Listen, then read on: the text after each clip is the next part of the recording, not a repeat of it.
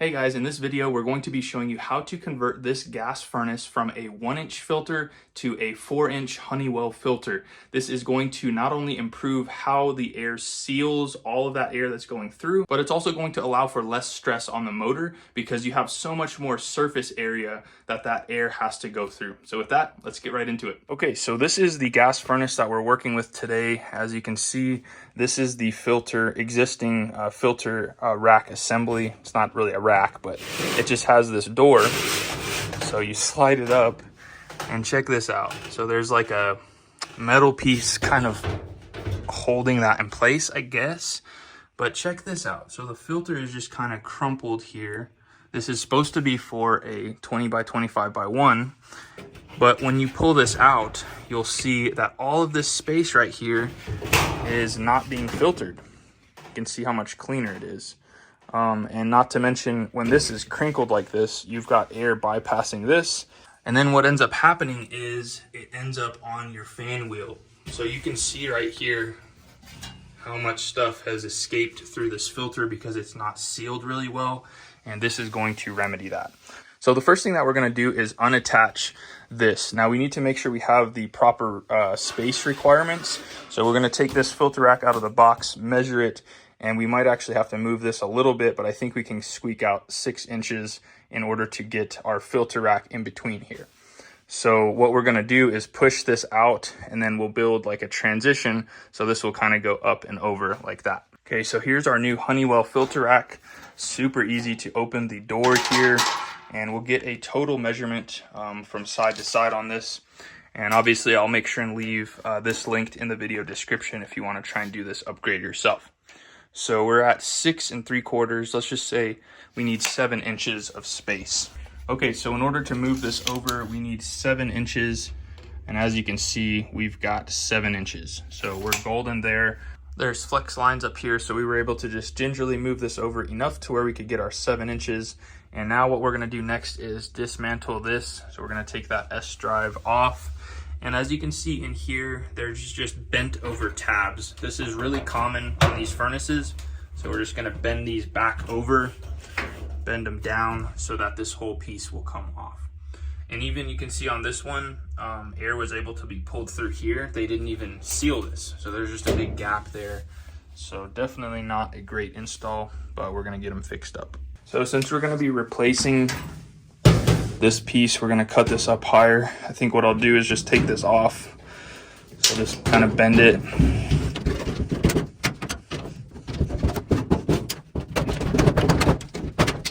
Okay, so now that we have this off, we can kind of get started right in this corner.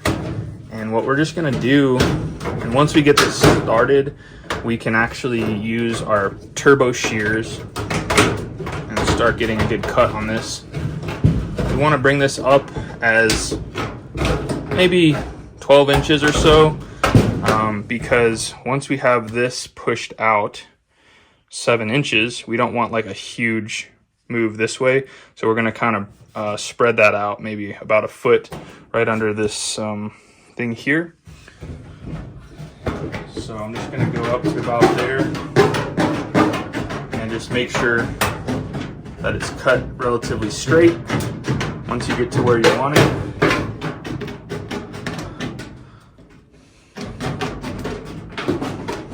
doesn't have to be perfect because we're going to be putting S drive on this.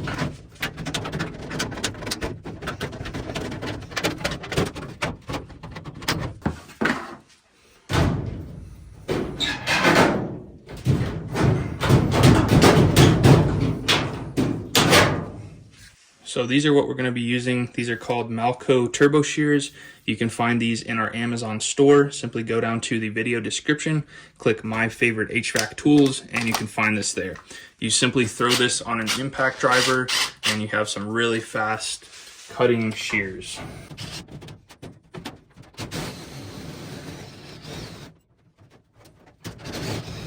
Just want to try and get this piece freed up, and then we can make our cut, make sure it's pretty straight there. So we'll take a Sharpie, mark it here, and then we'll use our tape measure. So 41 1/2 Gonna measure over here. Same thing, 41.5 is about right there. My line is gonna look something like that. Doesn't have to be perfect.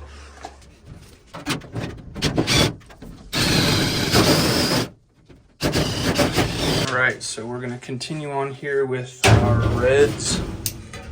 We just punched through this corner. It wasn't too terribly hard. Just gonna try and follow that straight line there. Again, it doesn't have to be perfect. And last, we're just gonna cut from here to our line there, and then this whole thing will be free. So since we're going this way, this is where our greens come in. They're gonna be a lot easier to cut with than, say, using your reds for this. So once we get this started, we'll just go all the way down. All right, so now that we have that cut made, there's just a little bit in the corner that hasn't been cut through. But basically what we're gonna do is we should be able to go ahead and slide this over. So let's give that a shot.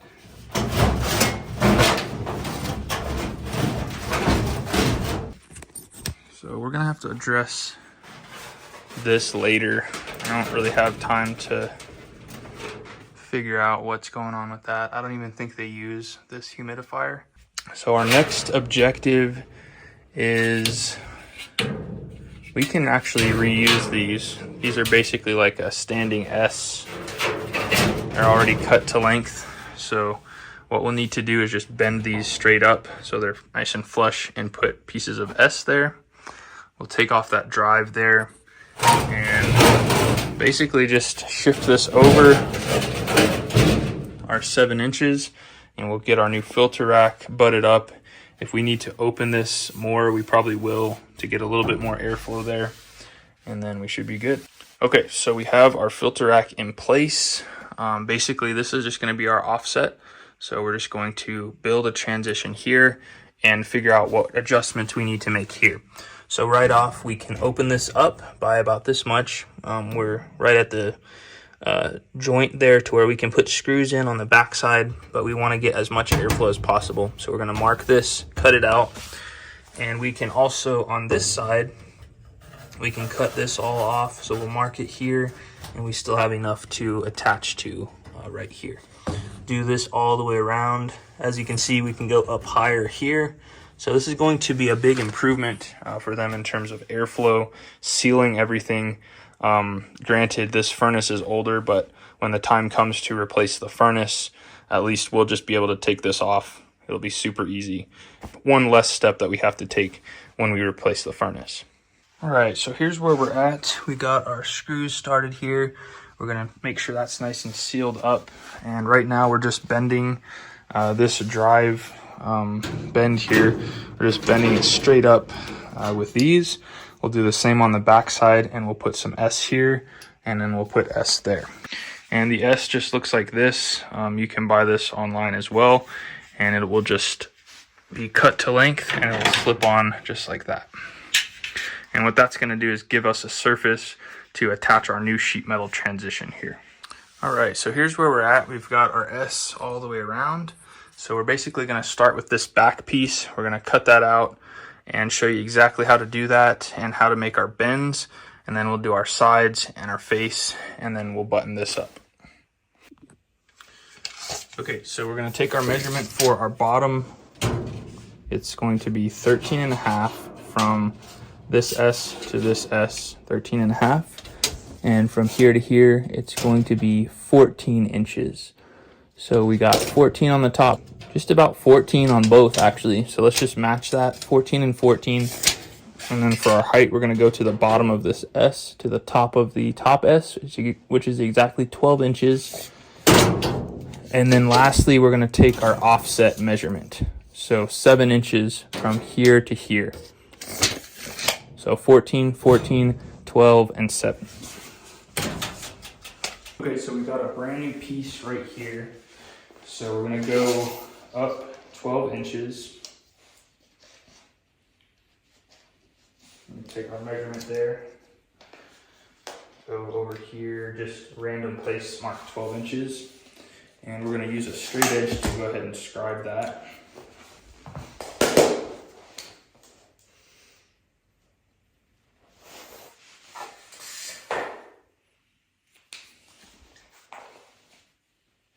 Okay, next what we're going to do is 14 inches this way, but with the sides we're going to add 2 inches so that we have 1 inch to fold up on each side.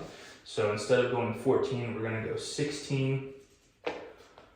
Now since our top duct is more over this way, remember we have to go this way 7 inches. So we're going to add 7 inches to this mark here.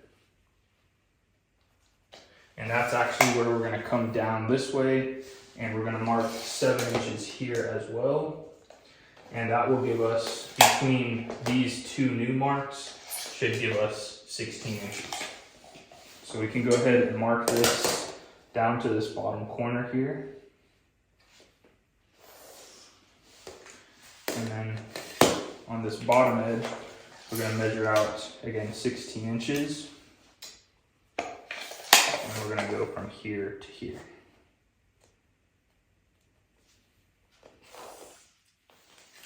So that's our piece. So let's go ahead and cut that out, and then we'll use this tool to make our cross break. Now I just forgot, we need to add a 1/4 inch to the bottom. I think this is long enough that we can make this work, but we're going to fold up a 1/4 inch on the bottom here.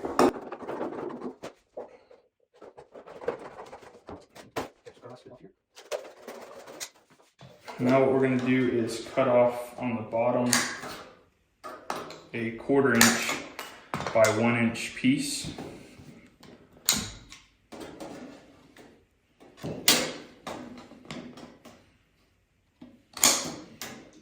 And then on top, we're going to do kind of like a 1 inch cut.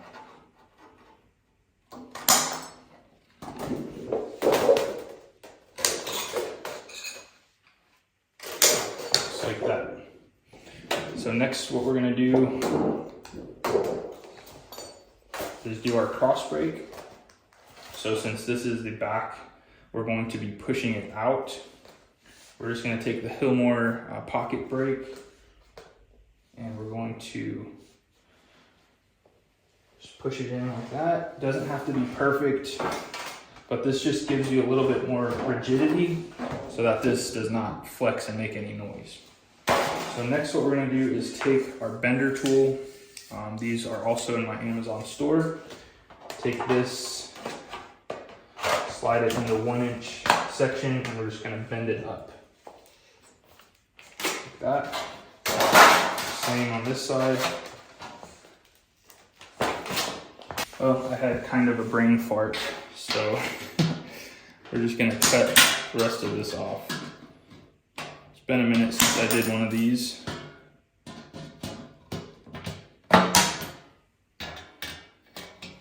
So because this is slipping into the S, that's why we have to keep that to match on the top. So basically this is just going to slide into that S, and this one as well. And then we're going to then put our sides on. All right, so here's what we've got. So what we did was on the back side, we just slid this in both pieces of S all the way through, and it matched up really nicely. So now all we have to do is put a piece of S there and a piece of S there, and that will accept this next piece. So we'll just do the same thing, slide it in, and then we'll work on the front piece. Okay, so next we're just going to take some measurements here. So all the way to the end there to this S, we're 24 3/4. And then up here, we are 24. So there's a little offset here. If you look at this from the side, it probably comes over probably an inch. I don't know if you can tell, but it goes in about an inch here. So a lot of times I like to just take a scrap piece and keep these measurements. So down here, we're at 24 3/4. Up here, we are 24. And this is a 1 inch offset. So now we just need our height. I think we can make 24 work here on the bottom just so everything matches. So as far as our height, we're going to go down to the bottom of the S up to here, and we are right about 12 inches. So same height, 12 inches. So these pieces are going to match, one on the left and one on the right. Okay, so for this one, we're gonna go 24 inches. We don't have to add anything to this one. And then we're gonna do the same height here, 12 inches.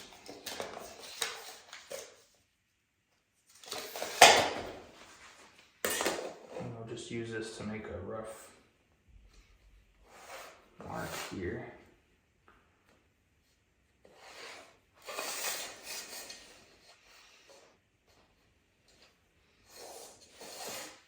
Now we have that offset that we need to make. So we're gonna go 1 inch up this way. So we're gonna take an inch off here.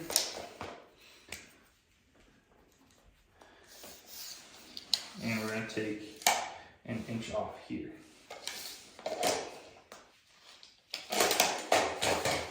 So we'll just make our new marks here.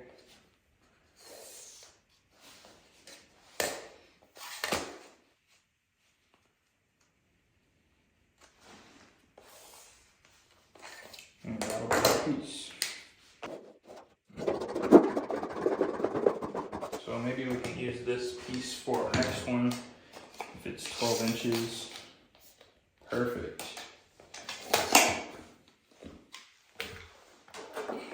That worked out really nice.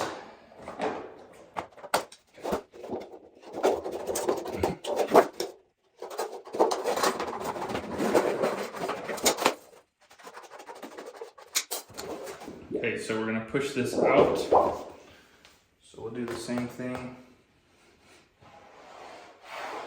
Just like that. Boom. Now we don't have to make those corner cuts for these side pieces. They're gonna go flush, but we are gonna bend, since it's gonna look kind of like this. We're gonna bend this in and we're gonna bend this out. So just take the tool, start on the inside. I'm not gonna bend it all the way, just like that. And then we'll do the same thing on this side, but opposite.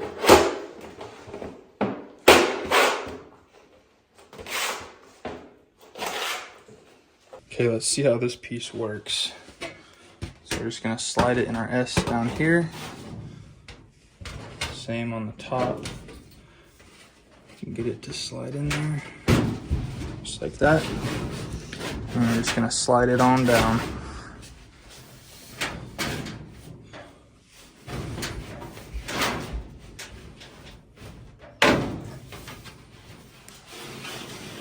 Piece in, we're basically going to just duplicate it on this side, except the cross brake is gonna push the other way, and then we'll slide that one and attach it, and then we'll be on to the last one.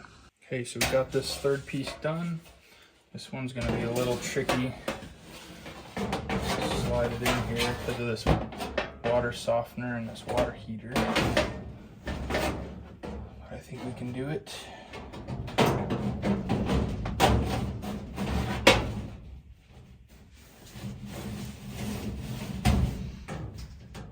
We've got some flexibility up and down, so pull this down a touch.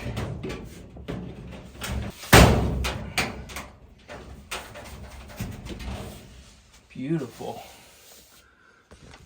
Check that out. Amazing. So there's a little tiny gap there, hardly nothing there. So basically all we need to do is we can fill these with clear silicone. You could use duct seal if you want. You could tape it and then seal it. You can tape it from the outside if it's accessible. So we might just do that. But just as long as everything's sealed here, that's the main thing. So once we seal those up, we'll focus on this front piece and that section will be completely done. All right, so everything is sealed up here on the inside. So we're ready to go ahead and do this top cap. So we're just gonna measure from the top of the S down. So we got 11 here, 11 all the way across. Up here we've got 14.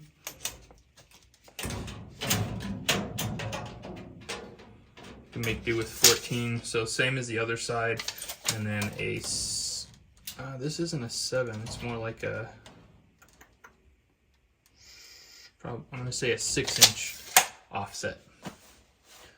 So 11, 14, 14, and a 6-inch offset.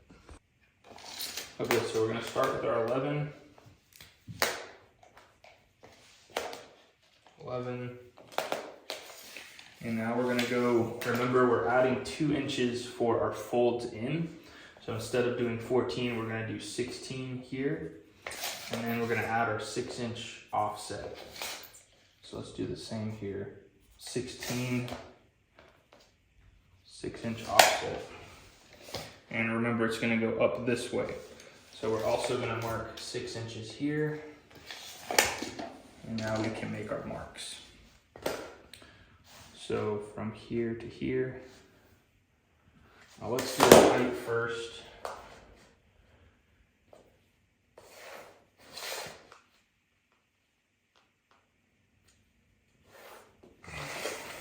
And then we're gonna go from there 6 inches this way. And we'll do the same right here. And that will be our piece.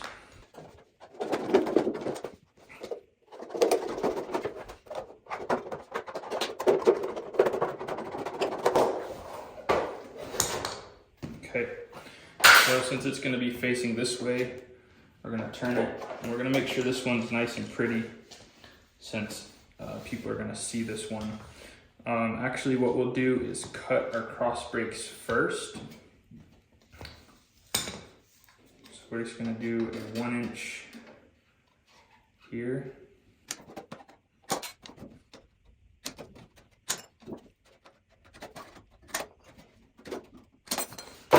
And we're going to fold these in. But before we do that, we're going to flip it and make our cross break. So we're going to start right in this corner.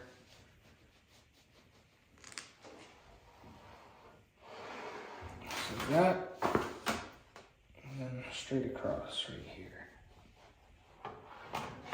Just like that. Okay, so that's going to be our piece. Go ahead and fold these in.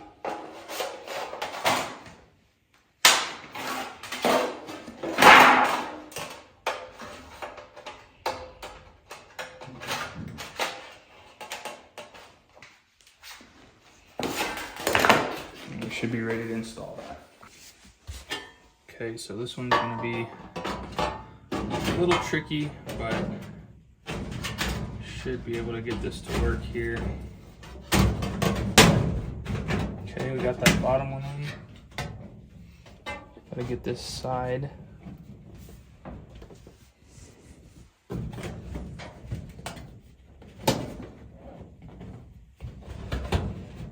Okay, so for this one, I think what we'll do is, instead of putting this in the S, we're just gonna run 3 screws in, tape it, and that should be beautiful.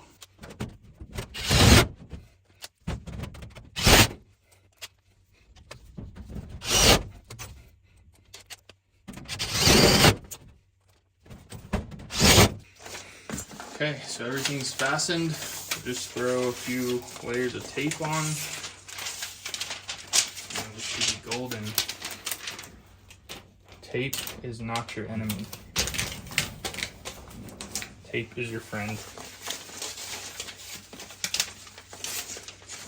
So many people make it seem shameful to use tape, but it's really a great thing. And if you squeegee it, it will not come off. That's where a lot of people go wrong. They don't use one of these, and eventually it will come off if you don't squeegee it.